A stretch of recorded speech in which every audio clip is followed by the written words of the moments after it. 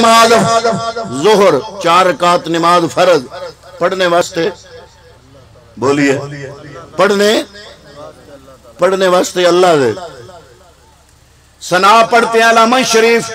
آگے صورت میں لاتے ہیں رکوع میں جاتے ہیں رب کی عظمت سبحان ربی العظیم سجدے میں جاتے ہیں رب کی علویت سبحان ربی العالی التحیات میں بیٹھتے ہیں نبی کی آل پہ درود پڑھتے ہیں یا اللہ اب میں نے تیری حمد بھی کر لی ثنا بھی کر لی نبی پہ درود بھی پڑھ لیا پیغمبر کی آل پہ بھی درود پڑھ لیا یا اللہ اب سلام پھیر دو فرمایا نا نا نا نا یا اللہ کیا رہتا ہے فرمایا آئے ہوئے ہو نماز کے اندر ہو نماز میں ہو عبادت میری ہے پر سلام پھیرنے سے پہلے پڑھ لو ربنا اغفر لی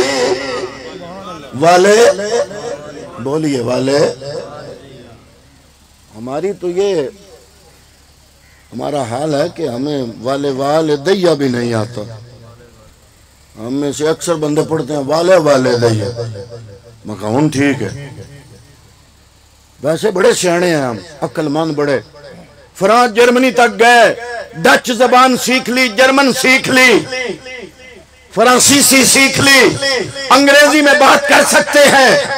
لیکن جب رب سے کلام کرنے کی باری آتی ہے نماز میں تو چند لفظاں وہ نہیں یاد کر سکے ساری زندگی ہم مسلمان ہیں اب جب پڑھنے کی بات آتی تو ہم کہتے ہیں والدیہ والے نہیں پہلا واو عاطفہ ہے دوسرا واو لمبا ہے وہ اس کلمے کا واو ہے والدیہ یا اللہ میری بھی بخشش فرما میرے والدین کی بھی بخشش فرما اب سوال پیدا ہوتا ہے یا اللہ عبادت تو تیری نیت تو یہ کی تھی پڑھنے واسطے اللہ دے منہ طرف قبلہ دے سلام سے پہلے یہ کیا کرا رہا ہے فرمایا تجھے بتا رہا ہوں کہ والدین کے لیے بخشش کی دعا مانگنا ضروری کتنا ہے تو یہ ہے فوت ہونے کے بعد اگر چاہتے ہو نا والدین راضی ہوں خدا کی قسم اٹھا کے بتا رہا ہوں یا اللہ میں بتا رہا ہوں کل مر جانا ہے قبر میں مجھ سے بھی سوال ہونا ہے قیامت کے دن بھی سوال ہونا ہے فرشتوں گواہ ہو جاؤ میں بتا رہا ہوں کہ جب والدیہ کہہ کر بیٹا نماز میں اللہ کی بارگاہ میں دعا کرتا ہے نا تو باوضو بھی ہوتا ہے نماز میں بھی ہوتا ہے اللہ اس کی دعا کا صدقہ والدین کا درجہ بڑھا دیتا ہے اگر چاہتے ہو نا والدین راضی ہو جائیں تو نمازی بن جاؤ یہ اگلے پچھلی دعائیں جو ہم مانگتے رہتے ہیں منہ میں کبھی حکے کی بو کبھی سگریٹ کی بو کبھی بے وضو کبھی بے غسل کہتے بھی رہے اس کا اتنا فائدہ نہیں اگر نماز میں کہیں گے ربنا اغفر لی والدیہ رب عبادت بھی قبول کرے گا والدین کی بخشش بھی فرمائے گا تو میں وہ بات کر رہا تھا آپ کے سامنے درمیان میں سوال ہوا کہ سوال تو یہ پیدا ہوا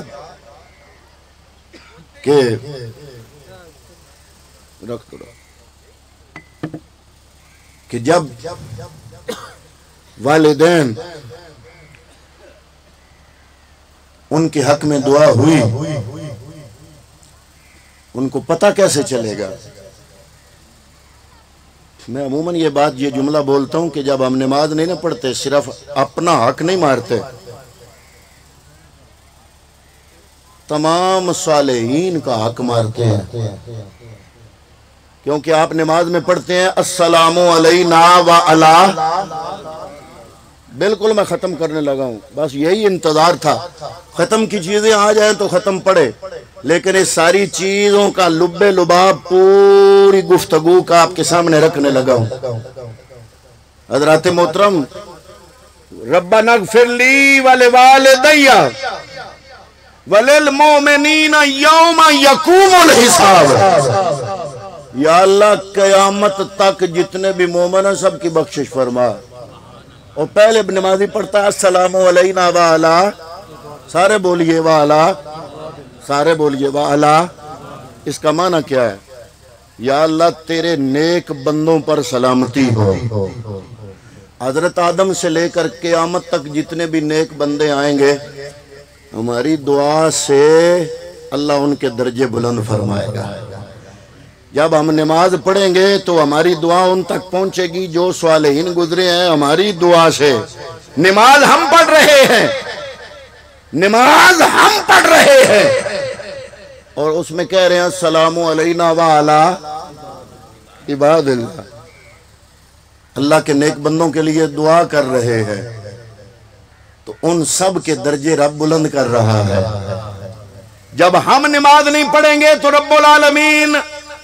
ان کو کہے گا کہ تمہارے درجے فلاں بندہ نماز پڑھتا تو بلند ہونا تھا، اس نے نماز نہیں پڑھی، اس کی نماز نہ پڑھنے کی وجہ سے تمہارا درجہ بلند نہ ہو سکا۔ اگر کسی کے والدین ناراض گئے ہیں تو اس کا حل علماء نے لکھا کہ ہفتے میں ایک دن مقرر کر لے۔ کنز العمال کی حدیث پاک ہے، حضرت ابو ہریرہ روایت کرتے ہیں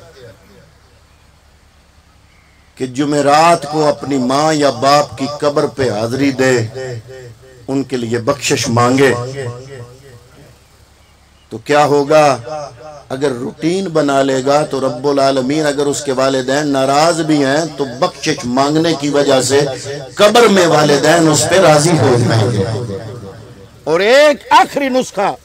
اولیاء نے فرمایا کہ جن کے گھر میں مالی تنگی ہے، مالی تنگی کا شکار ہیں، وہ روٹین بنا لیں، ہفتے میں ایک بار والدین کی قبر پر جائے، سورہ فاتحہ کل شریف پڑھ کے بخشیں، ان کے لیے بخشش کی دعا مانگیں، روٹین بنا لیں۔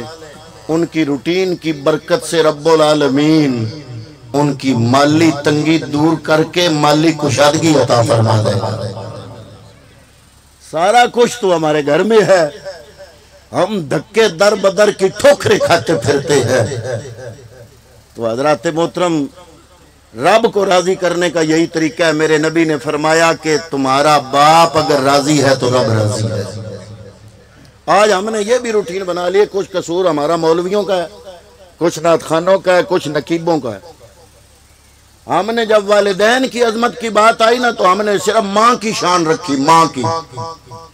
حالانکہ رب نے والدین والدین والدین کا ذکر کیا ہے۔ تو ہماری اس روٹین کی وجہ سے اثر کیا ہوا کہ بیچارہ باپ سارا دن محنت مزدوری کر کر کر کر کر کے، بیٹے نے موٹر سائیکل لینی تھی، 1.25 لاکھ روپیہ باپ نے دیا، جاؤ لے آؤ۔ وہ گیا موٹر سائیکل لے کے، گھر داخل ہونے سے پہلے موٹر سائیکل کی پچھلی بتی پہ لکھا آیا یہ سب میری ماں کی دعا ہے۔ میں کہ جس بیچارے 1.25 لاکھ بھرے او دا نام کوئی نہیں۔ میرے نبی نے فرمایا تیری جنت کا صدر دروازہ تیرا باپ ہے، باپ۔ باپ ناراض ہوگا تو رب کبھی بھی راضی نہیں ہوگا۔ ساری زندگی تیرا باپ تیرے لیے سائبان بنا رہا، خود دھوپ میں جلتا رہا، آج باپ کا نام ہی کوئی نہیں۔ تم نے لکھوانا ہے بتی پہ صرف ماں کا نہ لکھواؤ، ماں باپ کا لکھواؤ، لفظ والدین لکھواؤ۔ ماں کا بھی بڑا حق ہے، باپ کا بھی بڑا حق ہے۔